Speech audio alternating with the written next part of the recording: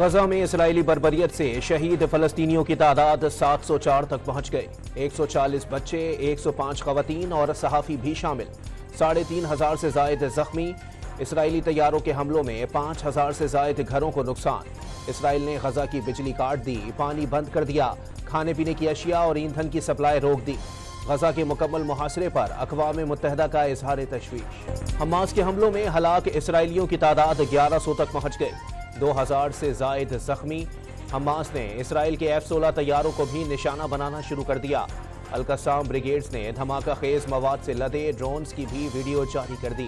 تل ابیب سمیت مختلف اسرائیلی علاقوں میں شہریوں نے خوراک کا ذخیرہ کر لیا۔ اقوام متحدہ کی انسانی حقوق کونسل میں فلسطینیوں سے یکجہتی کا اظہار۔ 1 منٹ کی خاموشی اختیار کی گئی۔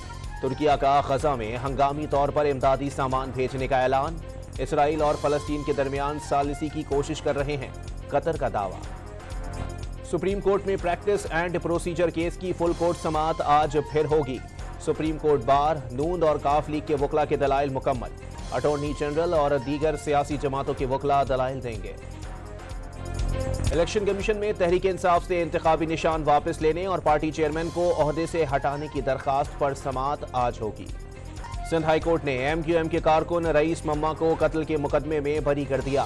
رئیس مما پر SP شاہ محمد اور ڈاکٹر دلشاد کے قتل میں ملوث ہونے کا الزام تھا۔ کراچی کے علاقے محمود آباد میں دودھ کی دکان پر ڈاکوؤں کا دھاوا۔ 3 ملزمان اسلحے کے زور پر نقدی اور موبائل فون چھین کر لے گئے۔ کورنگی میں ڈکیتی مزاحمت پر فائرنگ سے 2 افراد زخمی۔ راولپنڈی کے مختلف علاقوں میں RDA کا آپریشن۔ 5 غیر قانونی ہاؤسنگ سوسائٹیز کے دفاتر اور باؤنڈری وال گرا دی گئیں۔ سوسائٹی کے دفاتر سے اسلحہ برآمد، 4 کارڈ گرفتار۔ خیبر کی وادی راجگال میں واپس آنے والے قبائل کی بحالی کا سلسلہ جاری۔ FC کی جانب سے ادویات، خشک راشن، شامیانے، گرم کمبل اور دیگر سامان کی تقسیم۔ ورلڈ کپ میں پاکستان آج دوسرا میچ سری لنکا کے خلاف کھیلے گا۔ حیدرآباد دکن میں مارکے کے لیے قومی ٹیم کی بھرپور پریکٹس۔ کپتان کا دوسرے میچ میں بھی وننگ کمبینیشن برقرار رکھنے کا فیصلہ۔